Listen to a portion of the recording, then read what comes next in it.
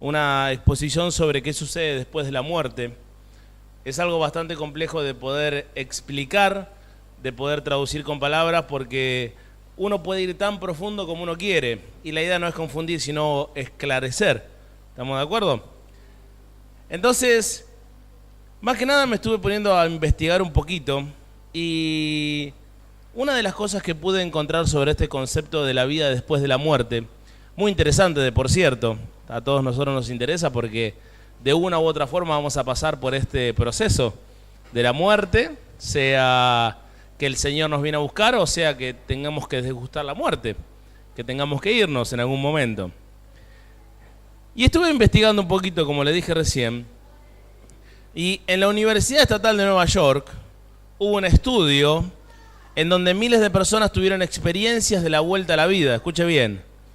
Algunos decían que veían una luz brillante, otros veían seres extraños, otros veían a los médicos desde una perspectiva lejana. Pero hubo un caso de una trabajadora social en donde los médicos consiguieron recuperarla, reanimarla, y ella contó que durante todo ese proceso, el proceso que estuvo para que la pudieran reanimar, pudo explicarle a los médicos exactamente todo lo que había sucedido en el momento que ella estaba muerta. O sea, les explicó, miren, ustedes entraron con este aparato, salieron con este aparato, agarraron tal instrumento, y en el momento en donde ella clínicamente estaba muerta. Algunos, antiguamente, no hace mucho tiempo, decían que la mente humana generaba alucinaciones luego del estado de la muerte cerebral, porque este órgano justamente es un conjunto de impulsos eléctricos, y es como que se revolucionaba todo y había un montón de alucinaciones y pensaba en un montón de cosas. Pero en el año 2013, lo voy a leer un poquito, el doctor Sam Parnia, líder del equipo de científicos encargados de una tarea, cual era resucitar a estos muertos, que él es profesor asistente de cuidados críticos de la Universidad Estatal de Nueva York, director del proyecto Resucitación, y también autor del libro Resucitación, es un libro muy conocido. No se lo di al hermano para que lo pusiera, la verdad que se me pasó recién. Él es miembro de la Universidad de Medicina Pulmonar y Cuidados Críticos de la Universidad de Cornell en Nueva York.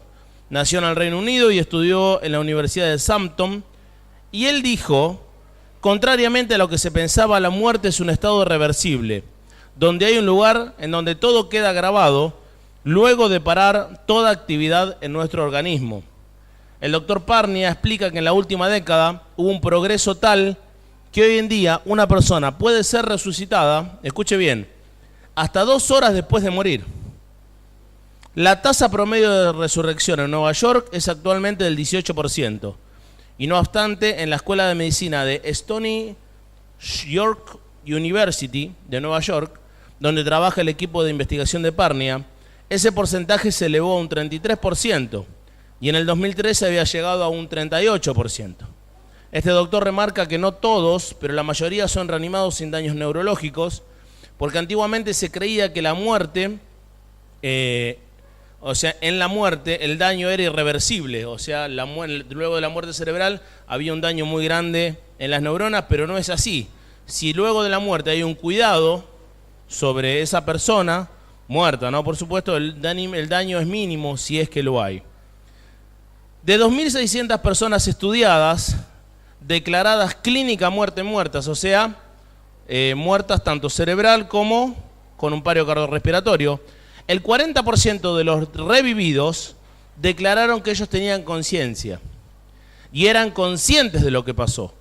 Un 60% no recordaba nada.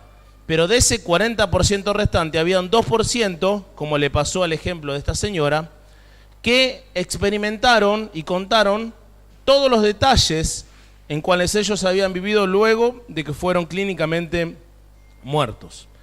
El doctor Parnia pensaba, como le dije antes, que eran alucinaciones, pero él hoy puede confirmar a través de su estudio, a través del libro que había escrito y a través de todas estas 2.600 personas que fueron resucitadas, que estas experiencias eran reales.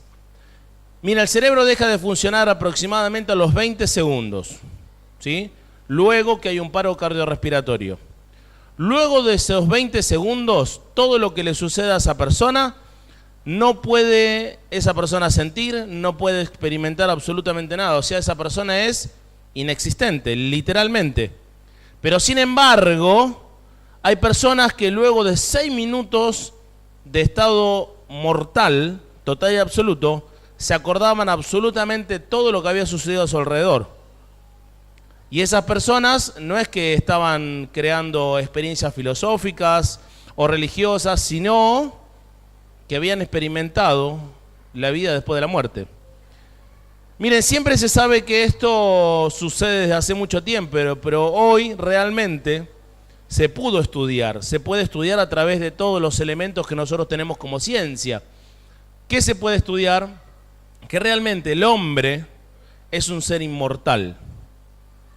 Es un ser que luego de existir en carne y hueso, existe en espíritu y en alma. Es algo que no es simplemente un concepto bíblico, sino que es algo real, algo tangible. Algo que en el año 2013 se pudo corroborar. Después podemos seguir leyendo si usted quiere en algún momento, pero no vale la pena. Desde el 2013 hasta el año 2019 se siguió experimentando y la tasa de revividos va aumentando año a año con diferentes técnicas, diferentes químicos, diferentes opciones para que la persona, luego de que venga con un estado irreversible de muerte, escuche bien, cerebral, no estoy diciendo que simplemente le dejó de latir el corazón, no, le deja de latir el corazón, el cerebro deja de tener impulsos eléctricos y la persona está muerta. ¿Estamos de acuerdo? Muerta, literalmente muerta. Yo me acuerdo, me hacía recordar cuando le hablaba un poquito de esto a mi señora. Cuando yo nací en un domingo de Pascua, en donde hace 40 años atrás no era la tecnología o la ciencia que hoy en día se manejan en los hospitales. Y en ese momento los anestesistas eran escasos. Resulta que mi mamá, cuando yo nací por el canal de parto, yo quedé encajado en el hueso púbico de ella y no podía salir. Al no poder salir, los médicos intentaron con forceps, que era lo que antes se experimentaba con una especie de palanca así, que se metía adentro y se intentaba sacar el bebé. La cosa es que mi mamá sufrió tanto, que no es que fue declarada muerta, porque no estaba conectada a ningún aparato. Ella no tenía un aparato al cual uno puede decir, bueno, sí, fue declarada muerta. Pero ella experimentó y veía desde una parte superior, se veía a ella misma y veía cómo estaban intentando sacarme a mí de su vientre. Por supuesto, no puede dar un caso científico verídico y real por el motivo de que no tenían los aparatitos conectados a su pecho, a su corazón, ni tampoco había un sensor en donde marcaba los impulsos eléctricos de su mente. Pero si nosotros nos basamos en este estudio, en estas experiencias, ella tuvo una experiencia en la cual el alma, su parte espiritual, se desprendió de su parte carnal y luego volvió de la muerte. ¿Por qué yo le quiero contar todo esto hoy? ¿Por qué quiero comenzar con esta pequeña introducción?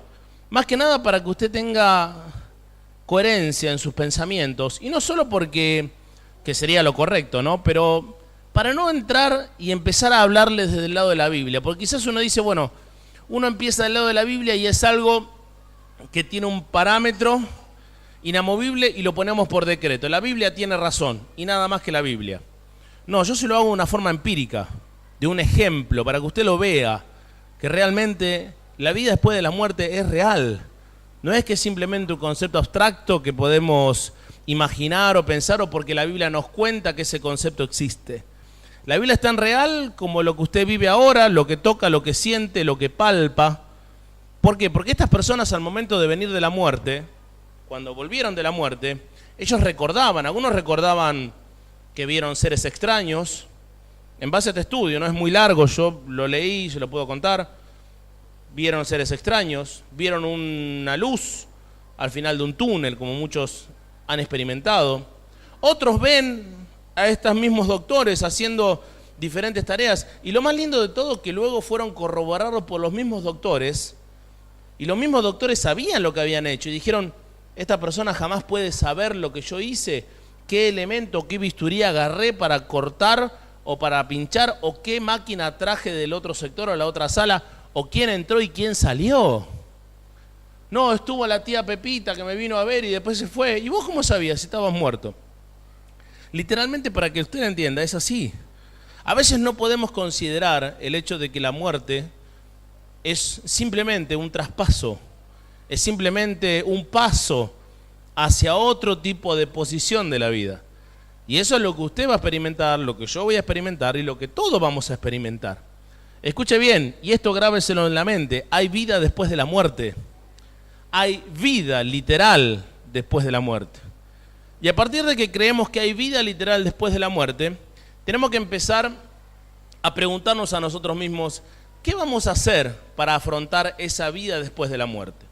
Es innegable, como le dije recién, después de esta pequeña introducción, que la vida es real después de la muerte.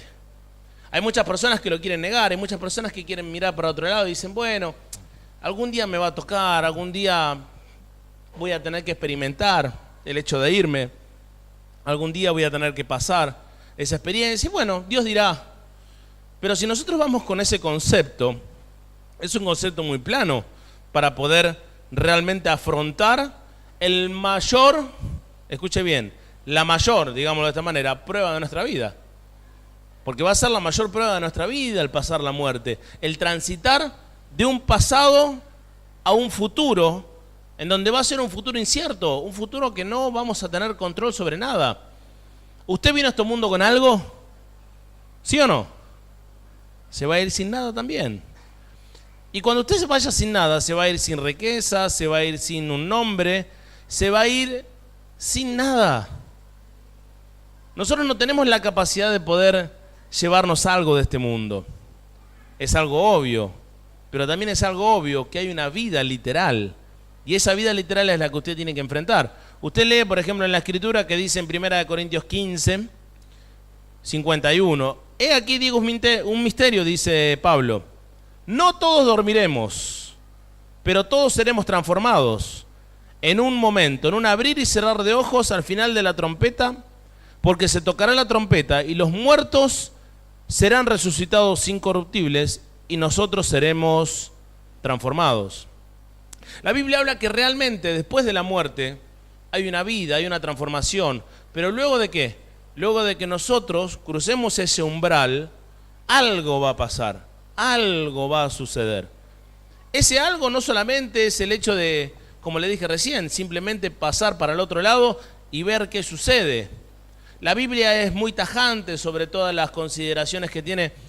Vamos a ver 1 Corintios 15 en toda su plenitud y usted ve 1 Corintios 15 y encuentra realmente todo lo que el Señor habla sobre el concepto de la vida después de la muerte, la resurrección de los muertos, cómo van a resucitar, de qué forma, cómo van a resucitar, por qué van a resucitar. Y nosotros tenemos que entender que esto es real, es tan real como usted, es tan real como yo, es tan real como que el día de mañana va a tener que cocinar al mediodía y como que pasado mañana va a tener que hacerlo y como que pasado mañana va a tener que ir a dormir y va a tener que levantarse y va a tener que ir a trabajar. Es tan real como lo que vivís ahora y lo vas a tener que enfrentar. No tenemos que hacer caso omiso, mirar para otro lado y decir, bueno, en algún momento vamos a vivir esto. Tenemos que entender de que es real, de que es tangible. Y esa realidad es la que yo quiero que vos hoy empieces a poder tener un concepto claro sobre esto. En Juan 5:28 habla el Señor y nos dice lo siguiente, sobre justamente la resurrección de nuestro ser. Dice, no os maravilléis de esto, Juan 5:28, porque vendrá la hora cuando todos los que están en los sepulcros oirán su voz, y los que hicieron lo bueno saldrán a resurrección de vida, mas los que hicieron lo malo a resurrección de condenación. Cuando nosotros pasemos el umbral de la muerte, vamos a tener dos caminos. Un camino que va a ser la resurrección de vida y un camino que va a ser la resurrección de condenación. Esa resurrección de vida es la que el Señor nos habla en la palabra constantemente sobre cómo debemos comportarnos, qué es lo que debemos hacer, cómo debemos actuar. No nos olvidemos que Dios vino Jesucristo mismo vino, resucitó, ¿para qué? Para darnos vida eterna. Porque el concepto de la vida eterna es lo que Cristo vino a dar. Cristo no vino a dar el concepto de hoy en día vamos a experimentar algo lindo en nuestra vida, algo bonito. Él nos habla de la vida eterna, nos habla del más allá, constantemente hace referencia a eso. Por ejemplo, nosotros vamos a Romanos 8:14, si quiere acompañarme. Romanos 8:14 nos habla de que por qué nosotros somos guiados por el Espíritu de Dios. ¿Y qué quiere decir ser guiados por el Espíritu de Dios? Dice la palabra, porque todos los que son guiados por el Espíritu de Dios, estos son hijos de Dios. Pues no habéis recibido el espíritu de esclavitud para estar otra vez en temor, sino que habéis recibido el espíritu de adopción, por el cual clamamos, Abba, Padre. El Espíritu mismo da testimonio a nuestro espíritu de que somos hijos de Dios. Y si hijos, también herederos, herederos de Dios y coherederos con Cristo, si es que padecemos juntamente con Él, para que juntamente con Él, seamos glorificados. Ahora bien, escúchenme bien. Recién hablé sobre una experiencia tangible de la resurrección, sobre que es una realidad que vamos a experimentar la muerte y que hay vida después de la muerte. ¿Estamos de acuerdo hasta ahí? Perfecto. Ahora, les dije lo siguiente, si usted pasa al umbral de la muerte, va a tener dos opciones o dos caminos. Uno es o la muerte y la condenación, como dijo recién el Señor Jesús en Juan 5, o va a tener el espíritu de vida. ¿Estamos hasta ahí? Ahora, ¿cómo uno puede seguir ese camino de vida? Como le dije recién en Romanos 8:14, a través de recibir el espíritu de vida. ¿Estamos hasta ahí? Perfecto. Ahora, uno quizás dice, bueno, pastor, yo no tengo el espíritu de vida, o por lo menos es lo que considero. Pero realmente eso va a encontrar o va a ser la variable por la cual yo voy a encontrar condenación o voy a encontrar liberación. Yo le voy a comentar algo muy chiquitito y muy abstracto, muy condensado, digámoslo de esta manera. Usted tiene dos partes. Una parte es el cuerpo y otra parte es la espiritual o la parte no invisible. ¿Estamos? En la parte no invisible usted tiene dos cosas muy importantes, que una es el alma y otra es el espíritu. El alma es lo que usted le da la capacidad de razonamiento, interacción con las personas. El cuerpo es lo que le da la capacidad de razonamiento, por eso tenemos una mente, ¿sí? Y el espíritu es lo que le da la capacidad de la conexión con Dios. ¿Estamos de acuerdo? Cuerpo, alma y espíritu. Cuando usted, el espíritu, está muerto, usted puede tener alma, puede tener cuerpo, pero su espíritu está muerto, no hay una conexión con Dios. Por ejemplo, creo que lo tengo por acá. Miren, Génesis capítulo 2, versículo 7. Pasa que tengo tantas cosas para hablarle, le decía al hermano, que no quiero tampoco mezclar. Dice Génesis 2:7. Entonces Jehová formó al hombre del polvo de la tierra y sopló en su nariz aliento de vida, y fue el hombre un ser viviente, ¿sí? Ahora, ¿qué es lo que hizo Dios? Creó al hombre con la tierra, formó al hombre y le dio aliento de vida. Cuando la Biblia habla de aliento de vida, ahí nomás, un poquitito más adelante, en Génesis 7, capítulo 22, vas a poder ver que el aliento de vida lo que habla es de la vida espiritual, porque dice, todo lo que tenía aliento de espíritu de vida en sus narices, todo lo que había en la tierra murió cuando fue la condenación. Está hablando de que el espíritu de vida, ¿sí? Es el aliento de vida, es el espíritu que nosotros tenemos. Ese espíritu es el que nos da la capacidad de conectarnos con Dios, nos da la capacidad de poder tener una relación con Dios. Cuando el espíritu está muerto, no podemos tener una relación con Dios. ¿Cuándo fue que el espíritu murió? Usted se acuerda, también está en Génesis, capítulo 2, versículo 16, que es un poquito más atrás. Miren lo que dice la palabra, Génesis 2, 16. Dice, Y mandó Jehová al hombre diciendo, de todo árbol del huerto podrás comer, mas del árbol de la ciencia del bien y del mal no comerás, porque el día que comieres, ciertamente, ¿qué va a pasar? Morirás. Ahora, ¿Adán comió del árbol? Sí. ¿Murió? No, vivió 930 años. Ahora, ¿el Señor está hablando de la muerte carnal o está hablando de la muerte espiritual? De la muerte espiritual. Ahora, si el Señor está hablando de la muerte espiritual, luego que habló de la vida espiritual, Él lo que está diciendo es que todos nosotros, Él nos dio un espíritu, pero cuando nosotros tuvimos nuestro pecado original, ese espíritu se fue. Al no tener el espíritu de vida, ¿qué es lo que reina en nosotros? El espíritu de muerte.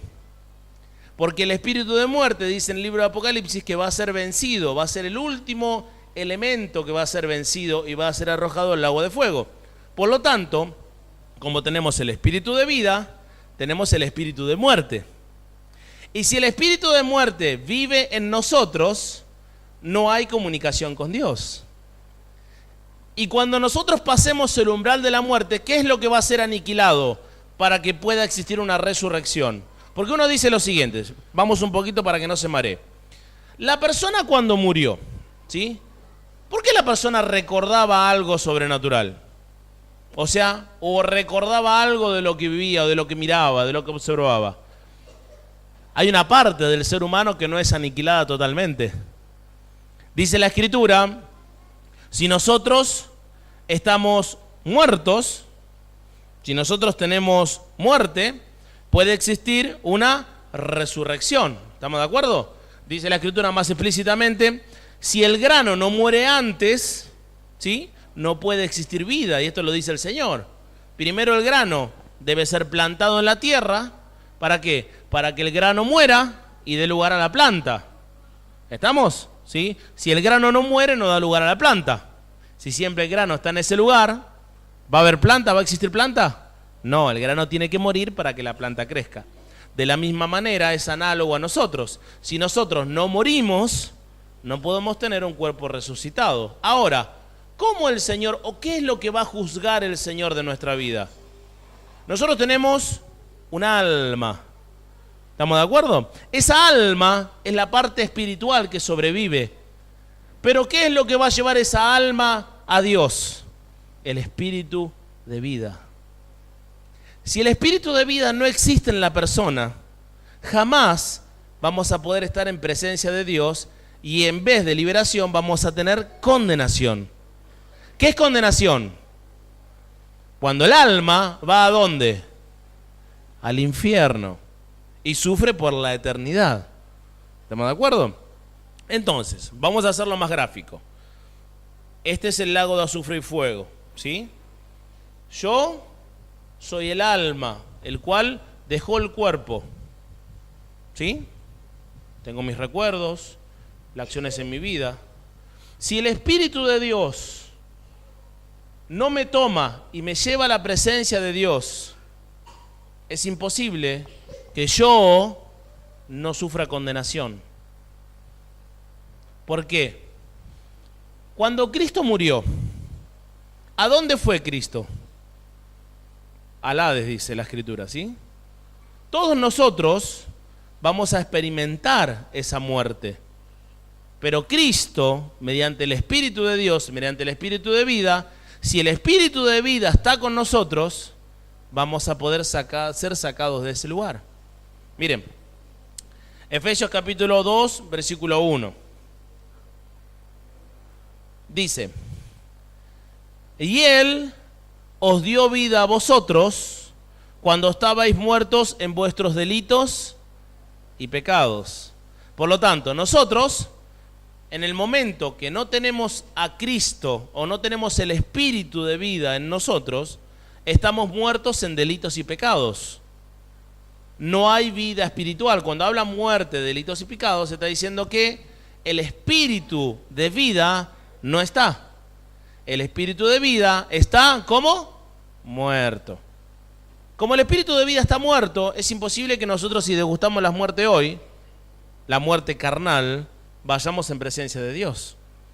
Porque el espíritu de vida está muerto. Y nosotros no podemos retener el espíritu por nuestras propias fuerzas o porque nos portamos bien. O porque decimos, bueno, tenemos una vida en donde no matamos a nadie, no violamos a nadie.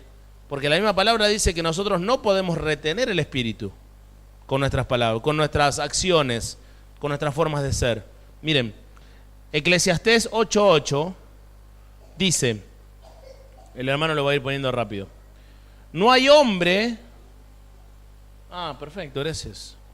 Rapidísimo. No hay hombre que tenga potestad sobre el espíritu para retener el espíritu. ¿Estamos de acuerdo? O sea, nadie, ninguna persona, por sus propias fuerzas, puede retener el espíritu de vida. El espíritu de vida viene no por nuestros esfuerzos. El espíritu de vida viene por gracia, que es un regalo de parte de Dios. Ahora vamos a ver por qué viene ese regalo, ¿sí? Ahora, cuando nosotros tenemos a una persona que no tiene el espíritu de vida en su corazón, nosotros vamos a poder descifrar que una persona no tiene el espíritu de vida cuando no tiene acciones en donde demuestran que el espíritu de vida está en la persona. Miren, como le dije recién, el Señor nos hizo cuerpo, alma y espíritu. Se le podría descifrar un poquito, es un concepto teológico llamado tricotomía, en donde Pablo lo explica de una manera teológica. No quiero entrar en ese campo. Yo simplemente quiero que usted crea y entienda de que somos cuerpo, alma y espíritu. ¿Estamos de acuerdo? ¿Sí? Así nos creó Dios, como cuerpo, alma y espíritu. Es un concepto que usted lo tiene muy arraigado, pero que hay una base teológica para poder explicarlo, que no viene al caso y tampoco quiero aburrirlo con eso.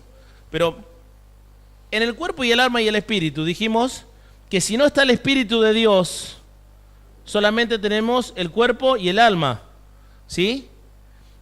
¿Y va a existir el espíritu? Sí, va a existir el espíritu de muerte en aquellos que no tienen el espíritu de vida.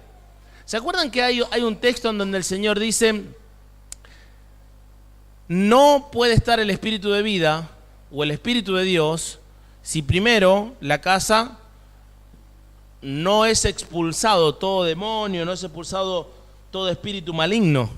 Porque no puede convivir el espíritu de Dios con el espíritu de Satanás. ¿Sí? ¿Lo recuerda?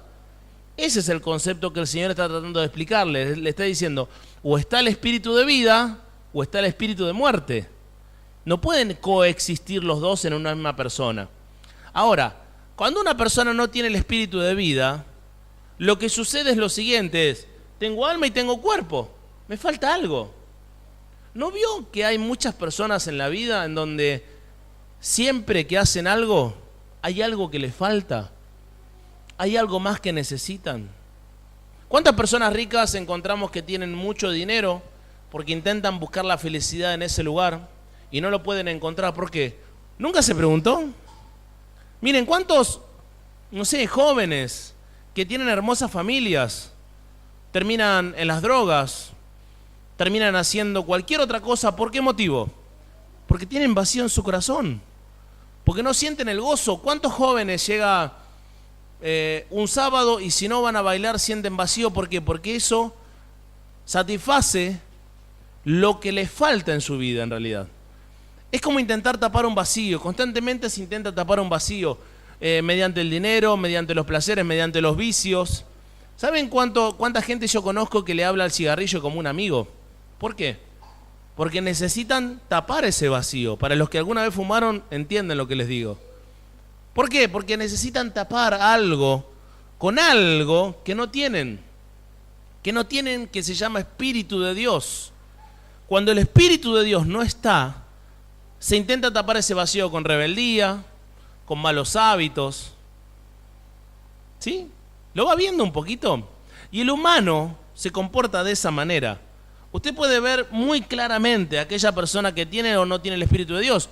Le sucede mucho también a muchos varones, y mujeres también, por supuesto, que cuando no tienen, por ejemplo, llegan a la casa, una esposa que los atiende, que los cuida, dentro de los parámetros normales, porque todos somos humanos, tienen hijos, pero al mismo tiempo buscan la lujuria o buscan el amor por otro lado. El amor entre comillas, ¿no? El amor eros estoy hablando, que es la lujuria. ¿Y por qué necesitan eso? Porque tienen vacío en su corazón. Y cuando existe ese vacío en el corazón es porque no está la llenura de parte del Espíritu Santo. Y no se trata de que usted tiene más o menos Espíritu Santo en su corazón. ¿El Espíritu Santo está o no está? En este momento no hay más Gastón o menos Gastón predicando, ¿sí? Como tampoco ninguno de ustedes, un pedacito se quedó en su casa y un pedacito vino. O ustedes están o no están, el Espíritu Santo es o no es una persona. Y cuando el Espíritu Santo está en la persona, ese vacío, ese faltante desaparece. Por eso se introduce dentro de la teología la palabra gozo. El gozo es la plenitud de la persona. ¿Qué quiere decir esto? Cuerpo, alma y espíritu. Cuando está el cuerpo, el alma y el espíritu en conjunción, en la unidad en la persona, esa persona empieza a experimentar el gozo de Dios, que es la llenura de Dios, que es el estar completo en Dios. Por ese motivo, cuando vienen los problemas, cuando vienen las circunstancias difíciles, sí, vamos a sentir que un palo nos pega en la espalda, pero no nos pueden derribar. No nos pueden voltear. ¿Por qué no nos pueden voltear? Porque usted está completo. Porque no le falta una pierna, porque no le falta un brazo, porque es una unidad, porque es una fortaleza, porque está completo, porque las tres partes están en usted. Está el alma, el cuerpo y está el Espíritu Santo obrando de manera sobrenatural. Eso es una de las claras características que dan una persona al momento de enfrentar la muerte, y enfrentar la muerte sabiendo de que vamos a tener no una condenación, sino una liberación de parte de Dios. Esa liberación es la que nosotros tenemos que vivir, esa liberación es la que tenemos que experimentar a través del Espíritu Santo. ¿Me va entendiendo lo que le estoy hablando un poquito? Hola, ahora está. Ahora, si usted no me escucha, levánteme la mano. Se ve que esto está andando medio mal. El Espíritu de Dios está en nosotros a través de que nosotros clamamos al Señor. ¿Clamamos qué cosa? Clamamos que el Señor venga. Yo recién le dije que busque 1 Corintios 15. Que lo busque o que lo podamos ver juntamente con el hermano. Y yo voy a empezar a leer de 1 Corintios 15. Resucitación de los muertos. Versículo 1. ¿Amén? ¿Estamos? Y que podamos abordar 1 Corintios 15, que podamos entender un poquito qué es lo que quiere decir la resurrección de los muertos. Dice: además os declaro, hermanos, el evangelio que os he predicado, el cual también recibisteis, en el cual también perseveráis, por el cual asimismo, si retenéis la palabra que os he predicado, sois salvos, si no creísteis en vano. Ahora, esto es muy importante que podamos entender. Mire lo que dice la palabra. Por lo cual asimismo, si retenéis la palabra que os he predicado, sois, ¿qué cosa? Salvos. Ahora, la salvación solamente es encontrada a través de la retención del Espíritu. ¿Por qué? ¿Cómo usted puede lograr salir del pecado? ¿Por sus propios medios? ¿Por su propia fuerza? Miren, 1000 veces una persona fumadora intenta dejar de fumar y no lo puede lograr. Pero cuando viene el Espíritu de Dios, cuando el Espíritu de Dios entra en la persona, esa persona tiene la capacidad de poder dejar de fumar, tiene la fuerza para poder dejar la pornografía, tiene la fuerza para poder dejar las drogas, tiene la fuerza para poder sacar todo lo que le daba placer, porque encuentra la satisfacción en otro lado, encuentra el gozo en otro lado. Aunque sigue luchando con eso, es posible dejarlo. ¿Por qué es posible? Porque el Espíritu de Dios entró en él. ¿Qué quiere decir? Retiene la palabra. ¿Por qué? Porque el Señor, cuando se fue, dijo: yo me voy, pero os conviene que yo me vaya para que les envíe el Espíritu de vida, el cual les recordará todo lo que yo les dije. El Espíritu de vida nos da la capacidad de poder recordar lo que el Señor nos habló y poder ponerlo por obra. El espíritu de vida nos hace retener la palabra. Y por ese motivo nosotros podemos saber de que tenemos salvación. No porque hacemos obras, sino porque vivimos a través del Espíritu luchando contra el pecado y venciendo al pecado. Por eso dice la palabra, somos más que vencedores en Cristo Jesús. Cuando habla de vencer el pecado. Una persona, fíjese lo que dice el libro de Hebreos, una persona que peca deliberadamente no se puede llamar un hijo de Dios. Hebreos 26, ¿sí? Hebreos 11, 26, sí, 10, 26. ¿Por qué? Hebreos 10, 26, sí, Hebreos 10, 26. Ahora, ¿por qué si una persona que peca deliberadamente no puede estar en la presencia de Dios? Porque es imposible que una persona que tiene el Espíritu de Dios siga viviendo en pecado. Porque el Espíritu de Dios le da la capacidad sobrenatural de vencer el pecado. Cuando esa persona logra vencer el pecado, aunque sigue luchando contra el pecado, mire, yo conozco muchísimos infinidad de personas cristianas que hoy en día luchan con el pecado, pero pueden vencer. Lo que antes sucedía era que luchaban contra el pecado y caían todo el tiempo. No había forma de poder contrarrestar nada. Miraban, entraban en internet y ya tenían que ir a la pornografía, porque no podían vivir sin eso. Uno entra en internet y tiene el espíritu de vida y le puede decir no. Lo mismo que un cigarrillo, lo mismo que a la droga, lo mismo que a cualquier otra satisfacción por el cual llenar lo que le falta a la persona, que es el espíritu de vida. ¿Se va entendiendo? Por eso, nosotros no podemos pecar voluntariamente. El pecado voluntario ya no existe en la persona el cual tiene el espíritu de vida. ¿Amén? Sigue diciendo la palabra. Porque primeramente, 15:3, de 1 Corintios, porque primeramente os he enseñado lo que asimismo recibí. Cristo murió por nuestros pecados, conforme a las Escrituras. Ahora, uno dice, bueno, pastor, hasta ahí está bárbaro, entendí perfectamente que hay vida después de la muerte. ¿Estamos de acuerdo? Entendí perfectamente que el espíritu de vida tiene que estar en mí, porque es el único que me va a salvar de la condenación. Entendí perfectamente que soy cuerpo, alma y espíritu, y que si no está el espíritu de vida, está el espíritu de muerte. Ahora, yo quiero saber cómo puedo tener ese espíritu de vida, porque es la pregunta que viene por decantación. Yo necesito ese espíritu de vida, porque si no tengo ese espíritu de vida, todo lo que me predicaste no tiene sentido. Y acá Pablo lo empieza a explicar y empieza a decirnos a todos nosotros: Cristo murió por nuestros pecados conforme a las Escrituras. ¿Qué quiere decir? Que esta palabrita que ve usted, vio que yo recién cuando empecé la prédica, ¿qué le dije? Le digo, está bien, no me crea si no quiere. Crea a lo que le digo como ejemplo. 2.600 personas fueron estudiadas, de los cuales el 40% fue revivido y contó experiencias sobrenaturales después de la vida, tan tangibles como lo que usted vive. Perfecto. El primer punto, la resurrección. Crea en la vida después de la muerte. Ahora, no crea mis palabras de vuelta, crea en las Escrituras. ¿Cómo usted cree en las Escrituras? Hay más de 7.000 promesas cumplidas, ¿sí?, las cuales hoy en día podemos dar certificación de que esto es real. Un ejemplo chiquitito es el libro de Isaías, cuando habla de la muerte y la resurrección de Cristo, más específicamente cuando habla de la condenación de Jesús, 700 años antes que eso suceda. Y no solamente eso, sino en qué lugar murió, dónde murió, cómo fue concebido. ¿Estamos de acuerdo? O sea, hay muchos parámetros a los cuales es como, recién le nombré 4 puntos. Imagínense que cada punto son 3 cifras, si quiere mirarlo por la lotería. 3, 6, 9, 12, 15.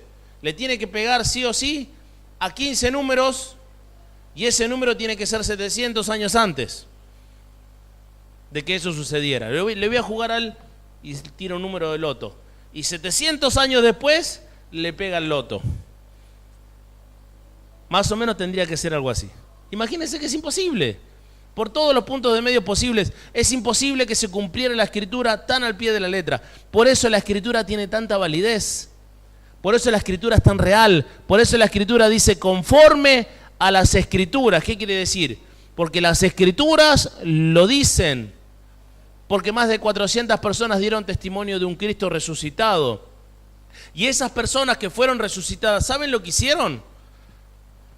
Fueron a la muerte por una resurrección. Dice la palabra que si alguno osa hacer algo por alguna creencia, ninguno va a osar hacer algo por la muerte. O sea, ¿usted jugaría su vida por una mentira? ¿Usted daría su vida? ¿Daría la vida de su familia? ¿Daría su propia vida para el martirio por una mentira? ¿Por un Cristo que jamás resucitó? ¿Por un Cristo que nunca miraron? ¿Por un Cristo que nunca traspasó una pared y que nunca le habló a nadie? Por supuesto que no. Es una realidad total. Y cada una de estas personas dieron su vida. Más de los apóstoles, ¿no? Los apóstoles son algunos. Pero todas las personas que fueron visitadas por Cristo Jesús resucitado. Pablo mismo dio su vida. Él en el camino a Maús vio a Cristo resucitado de carne en un cuerpo espiritual. ¿Sí? Que eso quizás es para otra prédica, el hecho de cómo resucitamos, de qué forma resucitamos. Pero yo quiero que usted entienda de cuán verídico, cuán real es la resurrección de Cristo. Y por lo cual estas personas daban testimonio a través de las Escrituras y decían, Cristo resucitó, Cristo es real, Cristo es verídico, es tangible. Y dicen, Cristo murió por nuestros pecados y fue sepultado y resucitó al tercer día conforme a las Escrituras. Y se le apareció, escuche bien, a Cefas, después a los 12. Después se apareció a más de 500 hermanos a la vez, de los cuales muchos viven aún y otros ya, ¿qué cosa? ¿Saben por qué dice que duermen? Porque no experimentaron la aniquilación. Están durmiendo, esperando ¿qué cosa? Que Cristo regrese. ¿Por qué están durmiendo? Porque el Espíritu de vida los cuida. Cuando ellos despierten el Espíritu de vida, los va a tomar y los va a llevar en la presencia del Dios Santo. Usted cuando muera y el Espíritu de Dios lo cuida a usted, usted va a dormir. Ese dormir es el esperar a que Cristo vuelva a buscarle. Esa es la seguridad de la salvación. Y dice la palabra, después en el versículo 7, se apareció a Jacobo, después a todos los apóstoles. Y miren lo que dice Pablo también. Y al último de todos, como un abortivo, me apareció a mí. Porque yo soy el más pequeño de los apóstoles. No soy digno de ser llamado un apóstol porque perseguía la iglesia de Dios. ¿Sabe lo que está hablando acá la palabra? Bien claramente. Está diciendo de que cualquiera de nosotros que estamos acá presentes podemos ser dignos entre comillas, de que Cristo nos salve. No hay persona que no pueda experimentar la salvación de Jesús. No hay nadie que haya hecho lo suficientemente malo o que haya sido lo suficientemente malo para no experimentar que Cristo lo salve, que Cristo lo venga a buscar, que Cristo realmente se aparezca en su vida. No hay persona. Todos nosotros podemos experimentar la vida en Cristo, todos, absolutamente todos. Por eso dice la palabra, al último de los apóstoles, el que soy más pequeño de todos, porque perseguía la iglesia de Dios. Pablo mismo fue un asesino, Pablo mismo persiguió a la iglesia de Dios. Amén. Versículo 10. Pero por la gracia de Dios soy lo que soy, y su gracia no ha sido en vano para conmigo, porque antes he trabajado más que todos ellos, pero no yo, sino la gracia de Dios conmigo. ¿A qué está haciendo referencia Pablo? Al Espíritu de vida. No fui yo el que logró hacer todo esto, sino la gracia. ¿Se acuerdan lo que le dije yo recién? La gracia, el regalo de Dios. Cristo cuando se fue nos dio la gracia, que es el Espíritu, el Consolador, el Espíritu de vida. Esa gracia es el Espíritu Santo viviendo en cada uno de nosotros. Esa gracia es la que nos da la capacidad de poder trabajar para Dios, de poder entender las Escrituras, de poder hacer cosas para Él, de querer vivir para Él. Porque eso nos da gozo, nos da paz, nos da llenura de parte del Espíritu. Amén. Versículo 11. Porque o sea yo o sean en ellos, así predicamos y así habéis creído. Pero si se predica de Cristo que resucitó de los muertos, ¿cómo dicen algunos entre vosotros que no hay resurrección de muertos? Ahora, volvemos otra vez al principio. ¿Cuántas personas no creen que realmente haya una resurrección o que realmente haya una vida después de la muerte? Pablo saca, mediante el rudimento de la ciencia de este tiempo, intenta poder sacar todo ese pensamiento. Nosotros hoy en día vivimos con un Cristo resucitado, con profecías cumplidas, con profecías que se están cumpliendo hoy en día. Guerras, hambre, no porque sean bienaventuranzas, sino porque son profecías que se están cumpliendo. Vivimos también, aparte de todo eso, con una realidad de que realmente hay vida después de la muerte. Mediante la ciencia lo podemos experimentar. Ahora, con todos esos parámetros, ¿cómo nosotros podemos considerar en una pequeña porción, de que Cristo realmente no nos puede salvar de la muerte? ¿Cómo podemos considerar de que realmente Cristo no está haciendo la obra o Cristo no nos puede salvar? Miren, versículo 17. Y si Cristo no resucitó, vuestra fe es vana, porque aún estáis en vuestros delitos y en vuestros pecados. Entonces también los que durmieron en Cristo perecieron. Si nosotros no creemos que hay resurrección, si creemos que Cristo nos resucitó, si no creemos que realmente hay poder en eso, no podemos considerar que nosotros vamos a ser resucitados juntamente con Cristo. Ahora, recién, ¿qué le acabé de decir? Como dice el versículo 21. Por una persona entró la muerte, y por una persona también entró la resurrección de los muertos. Versículos 22. Porque así como en Adán todos mueren, también en Cristo todos serán vivificados. ¿Sabe lo que quiere decir eso? Que si nosotros no solamente confiamos en Jesús, porque no se trata solamente en confiar, en creer, sino que se trata en depositar nuestra vida en Él y experimentar que el Espíritu Santo empieza a gobernar nuestra vida desde el principio hasta el fin. Usted tiene la opción de poder no creer en nada, de poder no creer en la muerte, no poder creer en que hay algo después de esta vida. Tenés la opción, tranquilamente lo podés creer. Pero yo te voy a decir que eso es ignorancia. Eso es querer mirar para otro lado cuando en realidad la realidad está delante de nosotros. Cuando hay una verdad tan tangible y tan real que la vemos, la tocamos, es algo real. Y el Espíritu de vida nos da un montón de muestras de que eso es real. De que hay un cuerpo, un alma y un espíritu. De que si no consideramos darle vida a ese espíritu todos los días, es imposible que nosotros podamos estar en presencia de Dios el día que tengamos que partir de esta vida.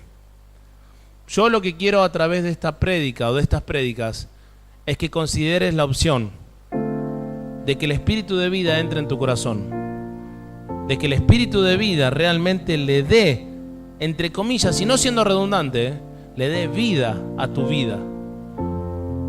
Porque si el Espíritu de vida no le da vida a tu vida, el espíritu de muerte traerá muerte a tu vida. Es mucho más sencillo de lo que parece. Es mucho más sencillo de lo que parece. Miren, un día yo agarré y miré al cielo y le dije: Señor, entendí y comprendí de que hay vida después de la muerte. Si tú eres real, empieza a obrar en mí de manera sobrenatural. ¿Qué es poner de nosotros? Es empezar a buscarle a Él. Buscarle en oración, buscarle en sometimiento a su palabra, buscar en cada parte de tu vida,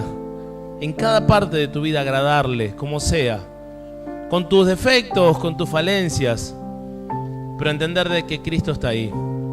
Y Él dijo en su palabra: si creen en mí, si creen que yo morí y resucité y les traigo vida, yo también le voy a dar vida a ustedes. Si vos crees que realmente esto es real, y que Cristo resucitó. Porque, miren, ustedes pueden pensar en su corazón y decir un montón de cosas. Me trajeron acá por una circunstancia, o estoy acá porque en algo tengo que creer, o yo sé que hay algo, pero si no hay una convicción real de que realmente Dios existe, hay vida después de la muerte, Cristo resucitó y el Espíritu de vida puede estar en nosotros, no puede haber transformación. ¿Saben cuál es la transformación? Y mientras yo les cuento esto, ¿cuál es la transformación? Yo quiero que por favor nos pongamos de pie. Así yo le puedo contar lo que es la transformación del Espíritu. La transformación del Espíritu es algo que dice de esta manera. En Filipenses capítulo 4. Por nada estéis afanosos, si no sean conocidas vuestras peticiones delante de Dios, en toda oración y ruego, con acción de gracias. Versículo 7. Y la paz de Dios, que sobrepasa todo entendimiento, guardará vuestros corazones y vuestros pensamientos en Cristo Jesús. Acá no se trata de que vos puedas entender a Dios. Se trata de que puedas aceptar la misericordia de Dios. Cuando Dios viene a nuestra vida, no viene como algunos predicadores lo muestran de esta manera. Acepta a Dios en tu corazón, ¿sí? Eso es un pensamiento antropocéntrico, o sea, es un pensamiento desde el punto de vista humano. Y Dios no lo maneja de esa manera. Dios lo maneja de la manera teocéntrica. ¿Qué quiere decir? Desde el punto de vista de Dios. Dios vino a rescatar al hombre. Y Dios quiere rescatarte. Dios quiere salvarte de las garras de la muerte. Porque hoy en día hay muerte y no hay vida. Muerte. Esa muerte es necesario que siga viviendo en tu interior. Dios puede rescatarte de ahí. ¿Qué tenemos que hacer nosotros? Absolutamente nada. Simplemente dejar que Dios obre. Simplemente postrarse ante Dios y decirle: Señor, obra, espero en ti. Nada más. Y Él lo va a hacer. Pero tené paciencia y perseverancia, que Él lo va a hacer día a día, día a día y día a día. No busques solamente emocionarte con algo, sino cree en Dios, que es tan tangible como vos y como yo, y es tan real como todo lo que nosotros vivimos. Amén. Cerrá tus ojos.